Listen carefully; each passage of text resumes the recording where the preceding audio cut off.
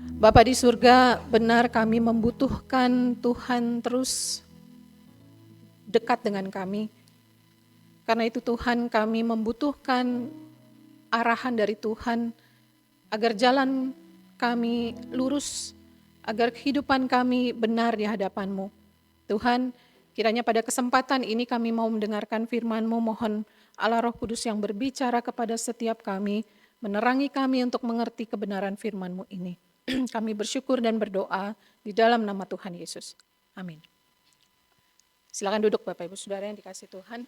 Satu tema yang diberikan untuk kita renungkan bersama-sama pada pagi hari ini adalah dekat Yesus, keputusanku. Kalimat yang ini sebuah pernyataan yang seharusnya diucapkan dengan satu nada yang kuat.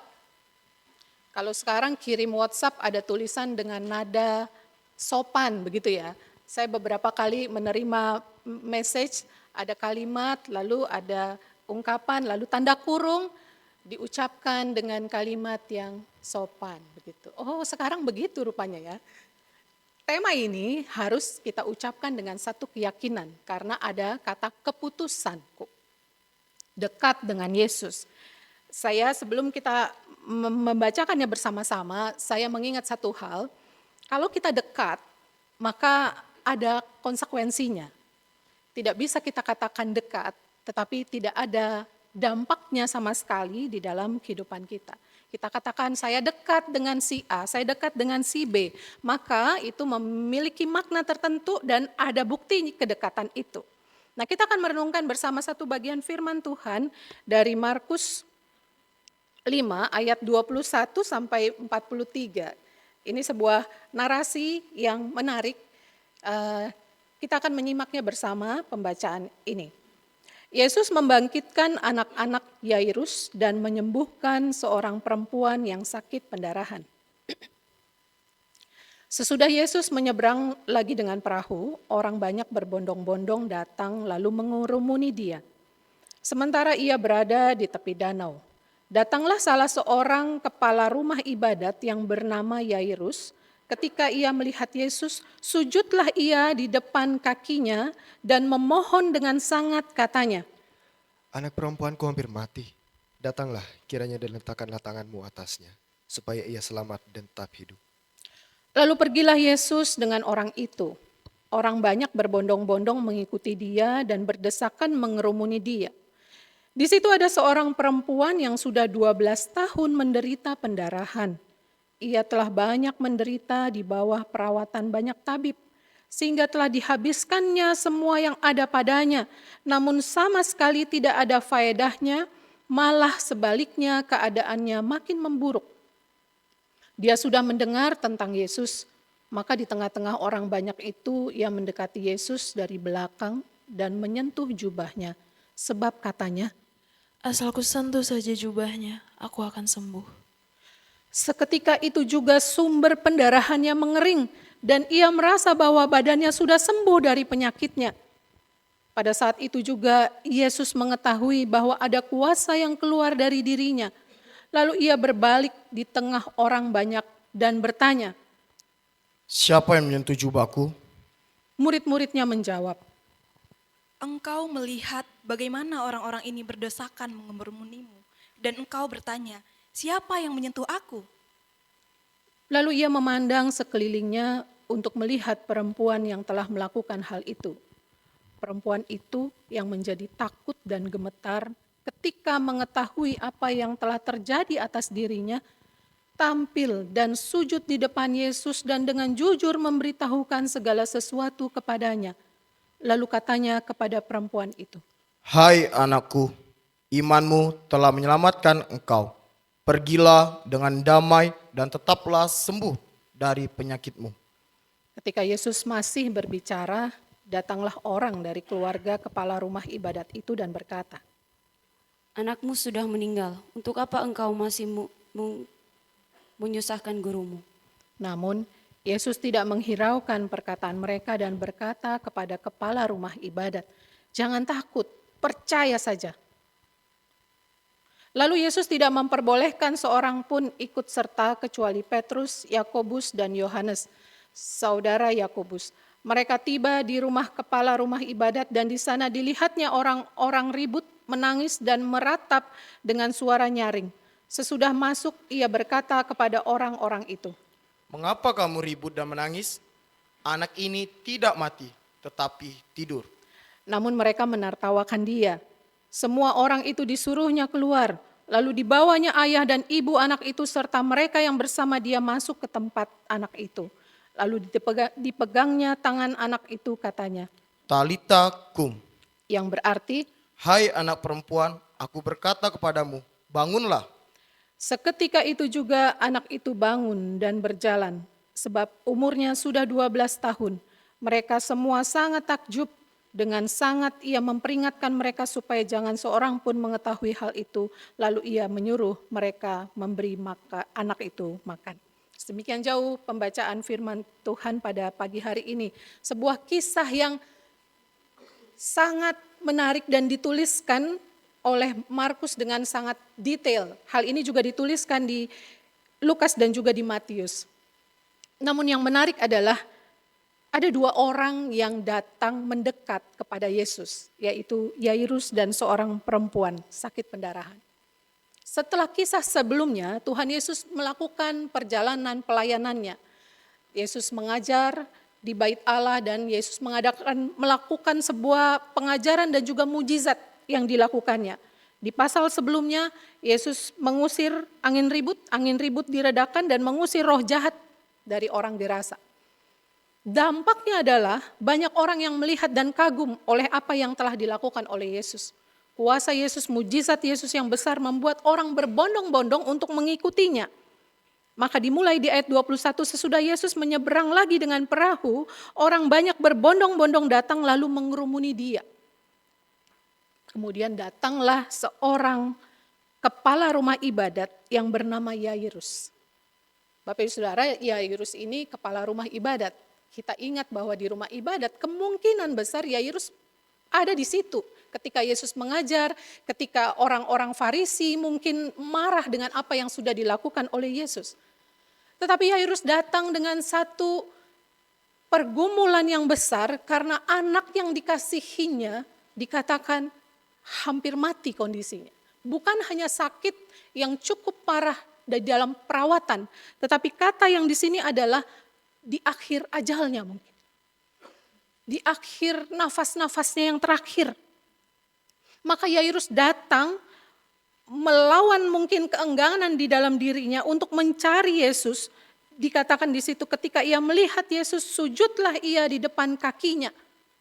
Memohon dengan sangat kepadanya. Anak perempuanku hampir mati.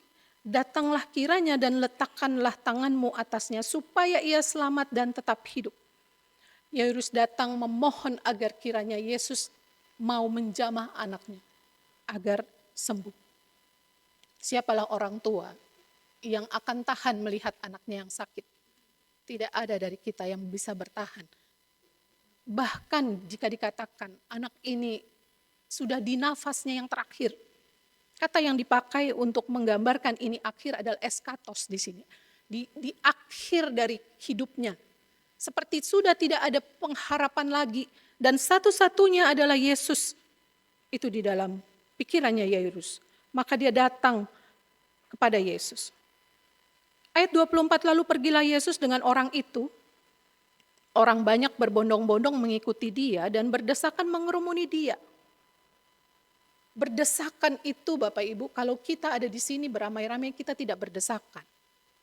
Berdesakan itu seperti kita naik transportasi umum di jam kerja, berangkat seperti saya tadi pagi naik kereta supaya bisa cepat sampai di sini, berdesak-desakan. Nempel kiri kanan, depan belakang, kita harus menjaga jarak supaya tetap aman. Berdesak-desakan datang untuk berbondong-bondong melihat Yesus. Dalam perjalanannya, kemudian yang menarik, kisah ini diinterupsi dengan kisah seorang perempuan yang sudah 12 tahun menderita pendarahan. 12 tahun menderita pendarahan. Kalau Perempuan, remaja, sampai dewasa pada usia tertentu adalah hal yang sehat ketika ada pendarahan setiap bulannya. Itu pun ada rasa tidak nyaman yang dilakukan, yang dirasakan. Itu pun ada dampak dari kondisinya saat itu. Mungkin pucat, mungkin kurang darah. Bagaimana dengan 12 tahun pendarahan? Tentu banyak yang dirasakannya.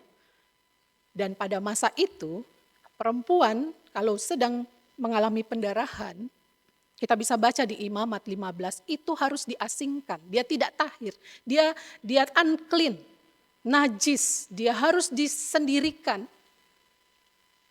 Mungkin kalau di masa tertentu, hanya beberapa hari, 1 minggu, 2 minggu masih bisa bertahan. Tapi bagaimana jika bertahun-tahun?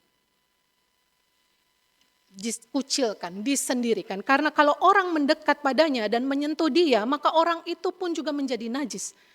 Menyentuh bekas barang-barangnya pun itu tidak boleh. Itu hukum yang berlaku pada saat itu. Maka yang terjadi dengan perempuan ini, dia tidak boleh keluar. Tidak hanya fisik yang sakit, tapi juga apa? Secara mental dia juga sakit. Dia sendiri, dia terasing. Bahkan secara ekonomi dia juga sulit. Dikatakan di situ, ia telah banyak menderita di bawah perawatan banyak tabib sehingga telah dihabiskannya semua yang ada padanya. Namun sama sekali tidak ada faedahnya, malah sebaliknya keadaannya makin memburuk. Bapak Ibu Saudara, kalau ada kita berasa sakit tidak nyaman, maka biasanya orang akan berusaha mencari pengobatan, bukan? Kita mencoba dengan dokter yang satu, kayaknya belum pas. Kita coba dengan yang lain, ataupun dengan metode yang lain beragam. Itu semua ada biayanya. Kalau uang habis, apa yang terjadi? Jual barang, bukan? Dia jual barang-barangnya supaya bisa sembuh. Tetapi nyatanya dia tidak sembuh. Malah kondisinya makin memburuk. Lalu dia mendengar kabar tentang Yesus yang bisa melakukan mujizat. Lalu muncullah di kepalanya, asal ku sentuh saja jubahnya ia akan sembuh. Maka aku akan sembuh. Bayangkan dia yang terkucil. Yesus ada berbondong-bondong berjalan dengan orang-orang yang mengerumuninya. Lalu perempuan ini berpikir mungkin, bagaimana caranya aku bisa mendekat kepada Yesus. Jangankan bisa keluar, ada di area luar terdekat dengan gerombolan itu saja mungkin dia tidak diizinkan. Mungkin aromanya tidak nyaman, membuat orang jijik dengannya. Bagaimana mungkin dia bisa berdekatan dengan Yesus? Tapi penderitaan seringkali membuat seseorang itu punya tekad yang kuat. Punya keputusan untuk sembuh. Maka dia katakan, asalku sentuh saja jubahnya aku akan sembuh. Dan seperti yang kita ketahui, kita baca di ayat 29. Seketika itu juga sumber pendarahannya mengering dan ia merasa bahwa badannya sudah sembuh dari penyakitnya. Sesuatu yang ajaib terjadi. Tapi yang menarik Tuhan Yesus bertanya, siapa yang menyentuh jubahku? Apakah Yesus tidak tahu ada orang yang menyentuh jubahnya? Memang ada penafsir yang mengatakan dalam hal ini Yesus sepenuhnya sebagai seorang manusia yang sangat wajar dia bisa tidak mengetahui. Tetapi pertanyaan murid juga benar. Bagaimana mungkin itu bisa ditanyakan? Semua sedang berdesak-desakan, tidak mungkin seseorang di tengah desak-desakan itu tidak disentuh atau tidak tersentuh. Tapi yang Yesus maksudkan adalah hal yang berbeda. Ada orang yang dengan iman menyentuh dirinya. Maka kemudian kita mengetahui Tuhan Yesus mengatakan, ia memandang sekelilingnya untuk melihat perempuan yang telah melakukan hal itu. Bayangkan diri kita jadi perempuan itu. Ketika kedapatan melakukan sesuatu yang tidak seharusnya dilakukan. Perempuan itu yang menjadi takut dan gemetar ketika mengetahui apa yang telah terjadi atas dirinya. Tampil dan sujud di depan Yesus dan dengan jujur memberitahukan segala sesuatu kepadanya. campur aduk perasaan karena dia sudah disembuhkan, pasti itu membuat dia terpesona, kaget. 12 tahun sakit itu, tiba-tiba dia merasa ada sesuatu yang berubah di dalam tubuhnya. Tentu dia sangat kagum, bercampur aduk. Tapi juga ketika ditegur, ditanya oleh Yesus, siapa yang menyentuh jubahku?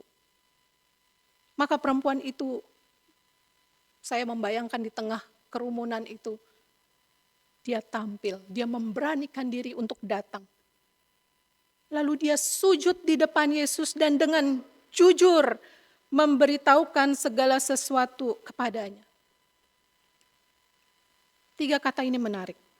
Dia tampil, dia sujud, dan dia jujur memberitahukan segala sesuatu kepadanya. Lalu Yesus berkata, "Hai anakku, imanmu telah menyelamatkan engkau.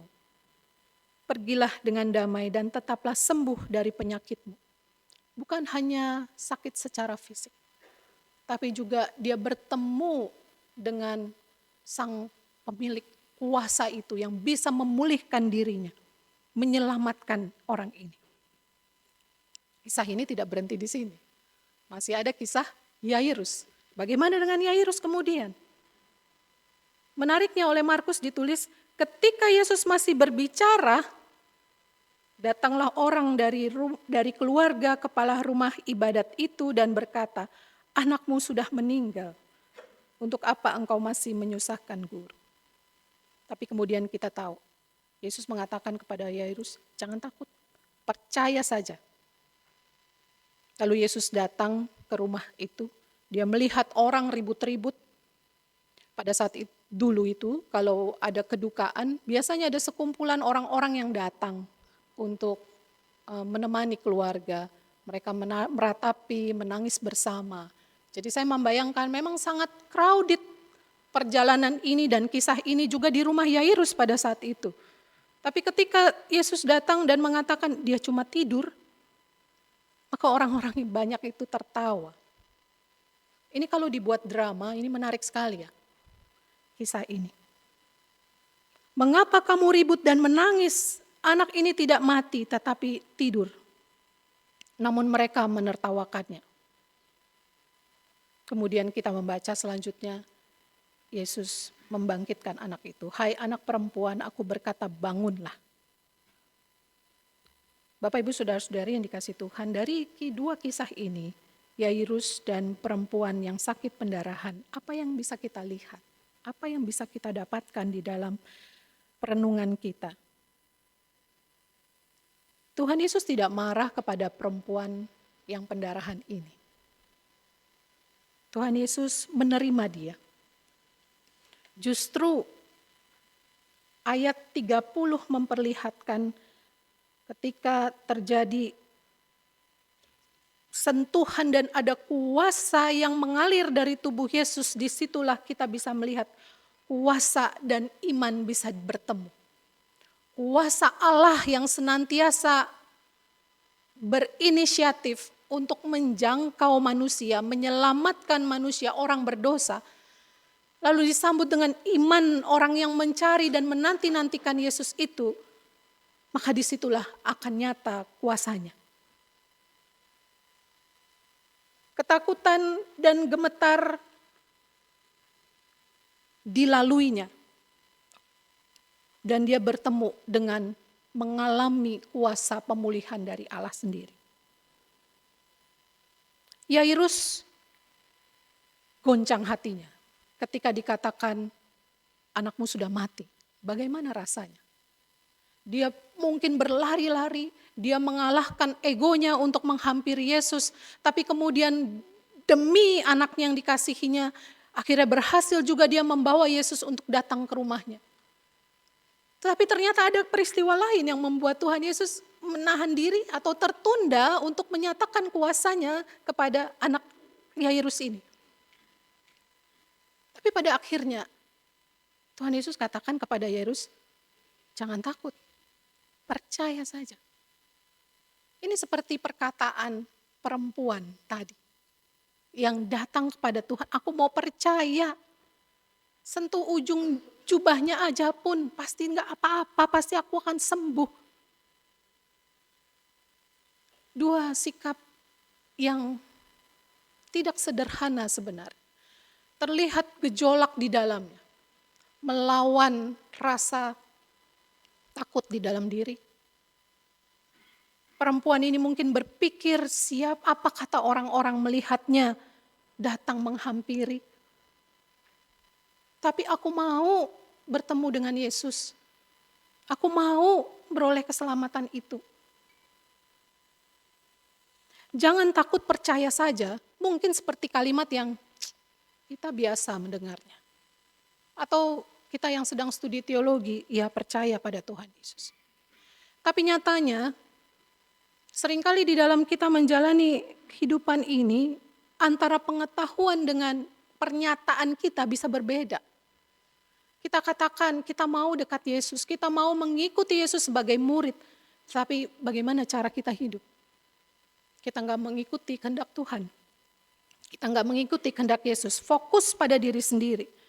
Kalau Allah sendiri sudah menyatakan kasih-Nya kepada kita, bagaimana dengan iman percayamu akan kuasanya itu yang besar? Kita dapat mempelajari dari kisah ini, dua kisah ini. Yang pertama, iman itu memberi orang kepada seperti akses kepada kuasa Yesus yang memberi hidup. Imanmu. Bukan seperti magic karena sentuh gambar Yesus maka jadi sembuh. Karena sentuh Alkitab maka kemudian lancarlah penulisan tugas-tugasmu. Enggak begitu.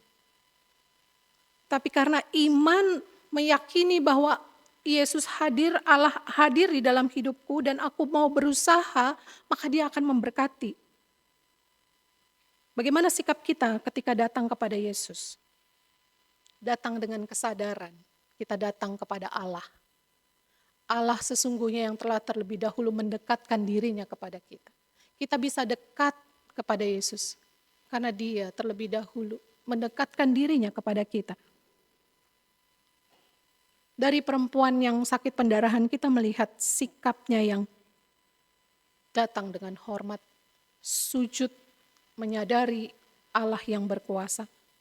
Dan datang dengan jujur padanya, menyatakan siapa dirinya. Mari kita periksa diri kita. Jangan-jangan ketika kita mendekat pada Tuhan di dalam doa, di dalam apapun yang kita lakukan, mungkin kalimat-kalimat itu bukan kalimat yang jujur. Mungkin kalimat itu kalimat yang seperti kebanyakan orang-orang lain berdoa, maka saya mengucapkan kalimat itu. Tidak dengan satu kesadaran berhadapan dengan Allah yang berkuasa, yang memiliki otoritas di dalam kehidupan. Sesungguhnya kita dapat dekat kepada Yesus, karena kita telah terlebih dahulu diselamatkan oleh-Nya. Jika kita memutuskan untuk dekat pada Yesus, maka ini bukan sekedar tekad di dalam hati, melainkan sesuatu yang nyata di dalam tingkah laku kita, dalam pekerjaan kita, dalam pertimbangan-pertimbangan kita, dalam setiap pengambilan keputusan kita, mengerjakan seluruh tugas. Jika kita katakan, aku mau dekat Yesus, maka apapun yang kita lakukan, tidak akan menyimpang dari apa yang Tuhan kehendaki atas hidup kita. Tuhan Yesus berkata, marilah kepadaku semua yang letih lesu dan beban berat. Aku akan memberi kelegaan kepadamu. Apa respons kita sebagai orang-orang yang telah beroleh undangan dari Tuhan? Apakah kita mengatakan, aku mau memutuskan dalam diriku mengikuti Yesus? Mari kita berdoa.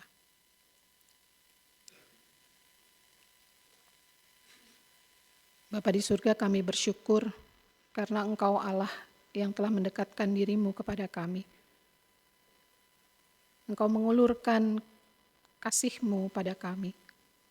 Tuhan, kami sebagai orang-orang yang telah ditebus, kiranya kehidupan kami juga kehidupan yang menyambut kasih-Mu itu Tuhan.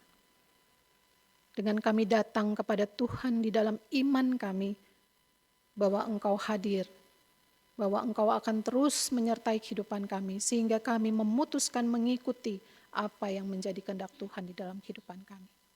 Tolong setiap kami ya Tuhan, agar kami hidup berkenan bagi Tuhan. Di dalam nama Tuhan Yesus kami berdoa. Amin.